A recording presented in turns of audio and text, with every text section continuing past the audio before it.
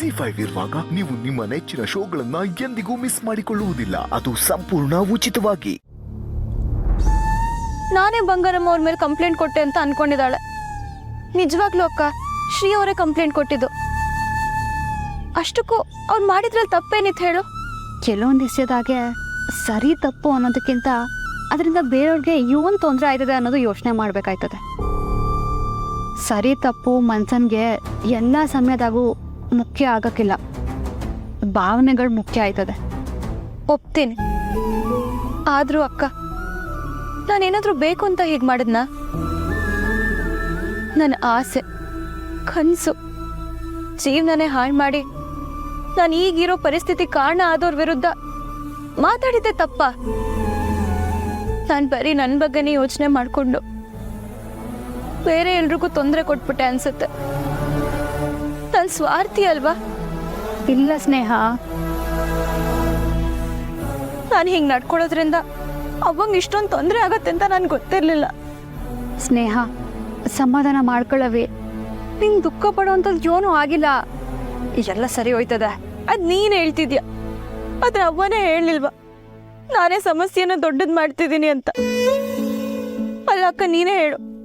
ನಮಗೆ ಅನ್ಯಾಯ ಆದಾಗ ನಾವು ಸಹಿಸ್ಕೋಬಾರ್ದು ಅಂತ ಅವ್ವನೇ ತಾನೇ ಹೇಳ್ಕೊಟ್ಟಿದ್ದು.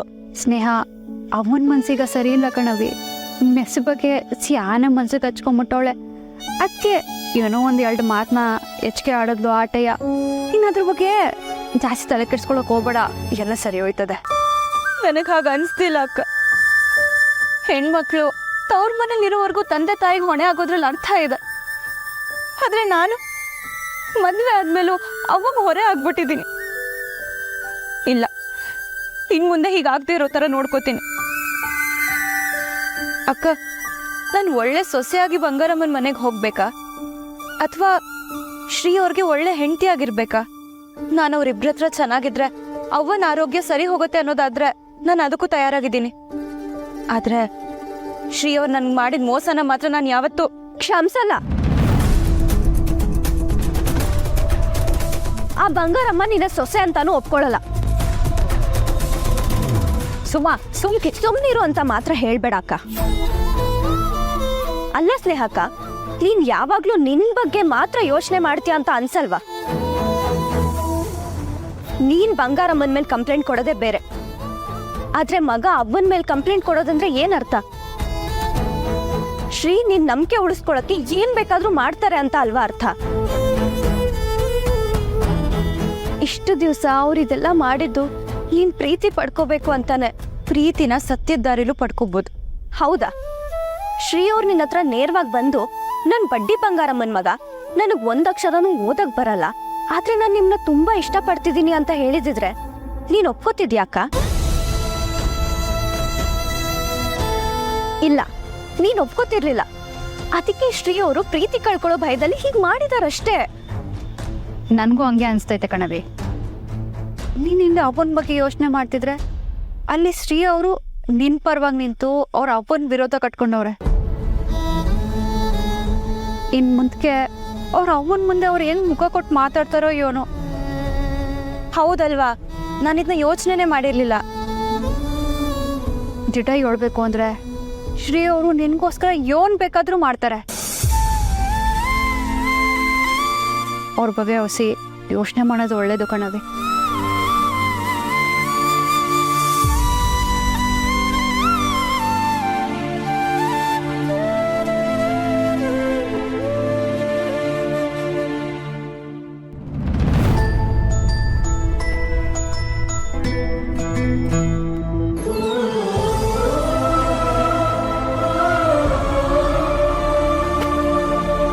ಕೂದಲೆಳೆಯಷ್ಟು ಅಂತರ ಶುರುವಾದರೂ ಅದನ್ನಲ್ಲೇ ಮುಚ್ಚಬೇಕಂತೆ.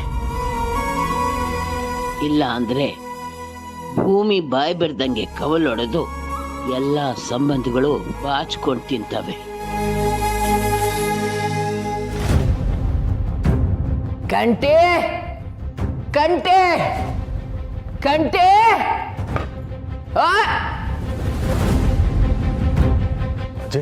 ಇವತ್ತು ತಾಯಿ ಅಂದ್ರೆ ಏನ್ ಅನ್ಕೊಂಡ್ಯೋ? ಹೆಂಡತಿ ಕೈ ಹಿಡಿದ ತಕ್ಷಣ ಕೈ ಹಿಡಿದು ನಡೆಸ್ದವಳ ಮರ್ತು ಬಿಡೋದಾ?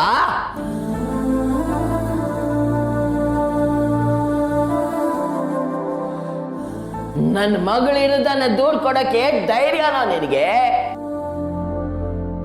ನನ್ನ ಮಗಳು ಅಟ್ವಾದಿ, ಒಪ್ಕೋತೀವ್ನಿ.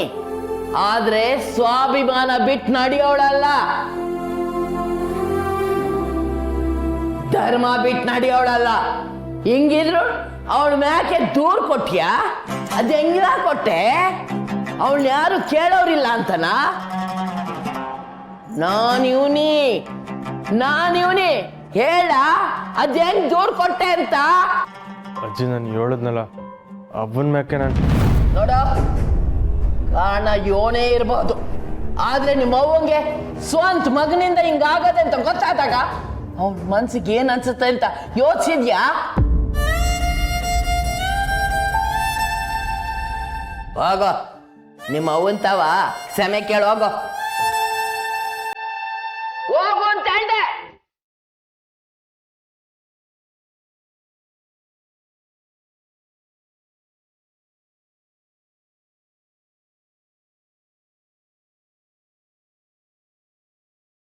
ಅವ ಇಂಥ ಮಗ ನಿಂಗೆ ಬೇಕಾಗಿತ್ತ ಅಂತ ನೊಂದ್ಕೊತಿದ್ಯವ. ನೀನೇನು ತಪ್ಪು ಮಾಡಿಲ್ಲ ಅಂತ ನಂಗೆ ಗೊತ್ತವ. ನಾನು ನಿನ್ನ ವಿರುದ್ಧ ದೂರು ಕೊಟ್ಟಿರೋದು ಮಾತ್ರ ನಿಂಗೆ ಕಣ್ಣಿಗೆ ಕಾಣಿಸ್ತಿದ್ದೆ. ಆದರೆ ನಾನು ಯಾಕೆ ಹಂಗೆ ಮಾಡ್ತೀವಿ ಅಂತ ನೀನು ಯೋಚನೆ ಮಾಡಲಿಲ್ಲ ಅಲ್ವೇ? ಊರವರೆಲ್ಲ ನನ್ನ ಅವ್ವನ ಬಗ್ಗೆ ಮಾತಾಡೋದನ್ನ ನನ್ನ ಕೈಲಿ ಸಹಿಸ್ಕೊಳಕ್ಕಾಗಲಿಲ್ಲ. ಅದಕ್ಕೆ ನನ್ನ ಮುಂದೆ ನಾಟಕ ಆಡಿ ಬೆನ್ನಿಂದ ಚೂರಿ ಹಾಕೋದಿಲ್ಲ. ಅವ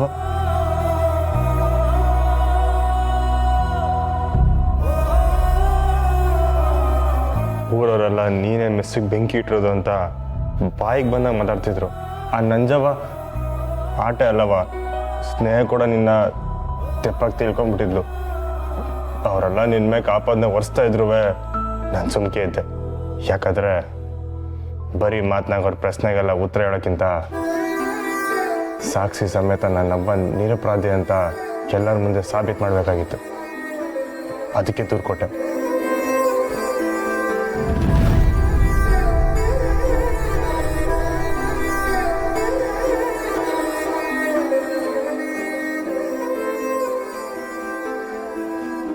ಗೊತ್ತಾಯ್ತು ಬಿಡು. ಇಡೀ ಜಗತ್ನ ಮೆಚ್ಚಕ್ಕೆ, ಆ ಹುಡುಗಿನ ಮೆಚ್ಚಕ್ಕೆ ನೀನ್ ಎತ್ತವನ್ನೇ ಪೊಲೀಸ್ ಸ್ಟೇಷನ್ಗೆ ಕಳ್ಸೋಷ್ಟು ಬದಲಾಗ್ಬಿಟ್ಟೆ ನೀನು. ನಾನ್ ನಿರಪರಾಧಿ ಅನ್ನೋದನ್ನ ಇಡೀ ಜಗತ್ತಿಗೆ ತೋರಿಸೋ ಅವಶ್ಯಕತೆ ಇರ್ಲಿಲ್ಲ ಕಲಹ. ಅದ್ಯಾವ್ರು ಮಾಡ್ಕೊತಾನೆ. ಆದ್ರೆ ಎಲ್ರೂ ನನ್ನ ಹತ್ರ ಬೆಟ್ಟು ಮಾಡಿ ಮಾತಾಡುವಾಗ ನನ್ನವ್ವ ಯೋನು ಅಂತ ನನಗೆ ಗೊತ್ತದೆ ಅಂತ ಒಂದು ಮಾತು ಹೇಳಿ ಬ್ಯಾಸರದಲ್ಲಿದ್ದ ನನಗೆ 4 ಸಮಾಧಾನದ ಮಾತಾಡಿದ್ರೆ ಸಾಕಾಯ್ತಿತ್ತು.